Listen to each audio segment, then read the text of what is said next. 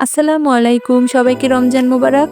আমি সুরভি cook and food থেকে। আশা করি আপনারা সবাই অনেক ভালো আছেন। আলহামদুলিল্লাহ আমি অনেক ভালো আছি। রমজান মাসে ইফতারি কিন্তু ভাজাভুজি না হলে চলেই না। আজকে আমি একই ভিডিওতে দুইটা চপের আইটেম আপনাদের সাথে শেয়ার করব।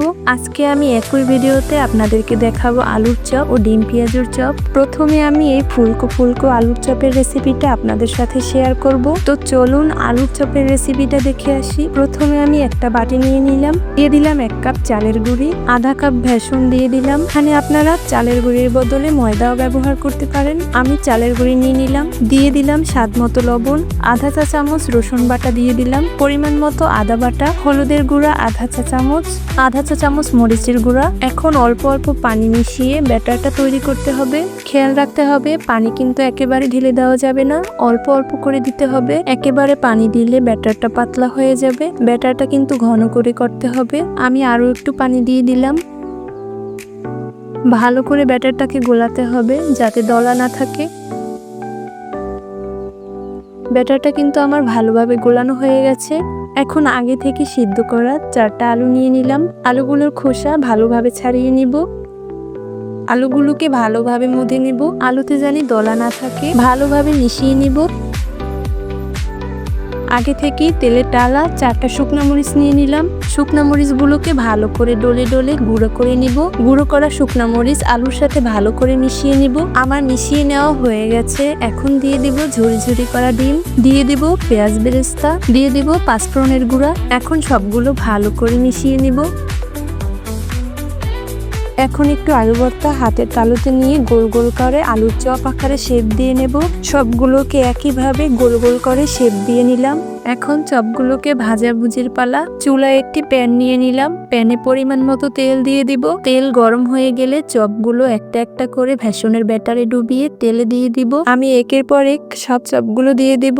চপগুলো এপাশ ওপাশ লালচে বাদামি করে ভেজে নিয়েছি। আমার কিন্তু ভাজা হয়ে গেছে। আমি এখন একটি প্লেটে উঠিয়ে সাজিয়ে নিব।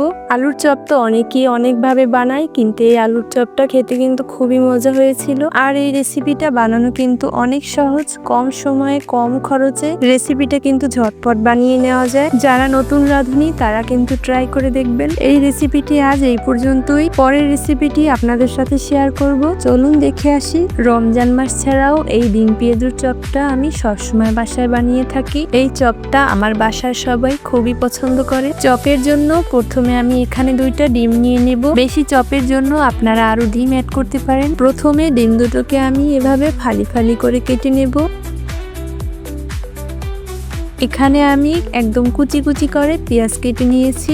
ডিম পেঁয়াজে চপের জন্য পেঁয়াজটা একটু বেশি অ্যাড করতে হয়। পেঁয়াজ কুচির উপর দিয়ে দেব ধনিয়া পাতা কুচি, কাঁচামরিচ কুচি, দিয়ে দেব আধা চা চামচ রসুন বাটা, আধা চা চামচ আদা বাটা, দিয়ে দেব পরিমাণ মতো জিরার গুঁড়া। এখন আমি দিয়ে দেব স্বাদ মতো লবণ। এখন এটাকে মাখানোর পালা। আমি হলুদের গুঁড়া দিতে ভুলেই গিয়েছি, দিয়ে দেব আধা চা চামচ হলুদের গুঁড়া, আধা চা চামচ মরিচের গুঁড়া। এখন গায়ের যত শক্তি আছে ওই শক্তি দিয়ে আমি পেঁয়াজটাকে ভালো করে ডলে নেব। ভালো করে মাখাতে মাখাতে যখন দেখা যাবে পেঁয়াজ থেকে রস বের হচ্ছে, তখন বোঝা যাবে যে পেঁয়াজটা ভালোভাবে মাখানো হয়ে গেছে। আমার কিন্তু পেঁয়াজটা মাখানো হয়ে গেছে। দিয়ে দিব আধা কাপ বেসন, দিয়ে দিব আধা কাপ চালের গুঁড়ি। এখানে আপনারা চাইলে ময়দাও দিতে পারেন, কিন্তু চালের গুঁড়িটাই বেটার। এখন সবগুলো মিশ্রণ ভালো করে মিশিয়ে নিব।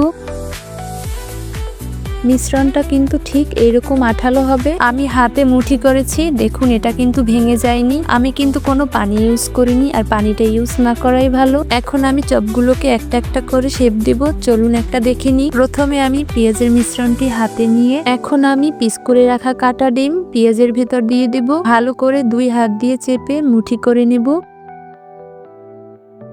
সবগুলো ঠিক এভাবেই লম্বা করে শেপ দিব। আমার সবগুলো শেপ দেওয়া হয়ে গেছে। এখন ভাজাভুজির পালা। চুলায় প্যান নিয়ে নিলাম। প্যানে পরিমাণ মতো তেল দিয়ে দিলাম। এখন একটা একটা করে ডিম পেঁয়াজের চপগুলো তেলের ভিতর দিয়ে দেব। চপগুলোকে এপাশ ওপাশ করে উল্টে লালচে করে ভেজে নিব।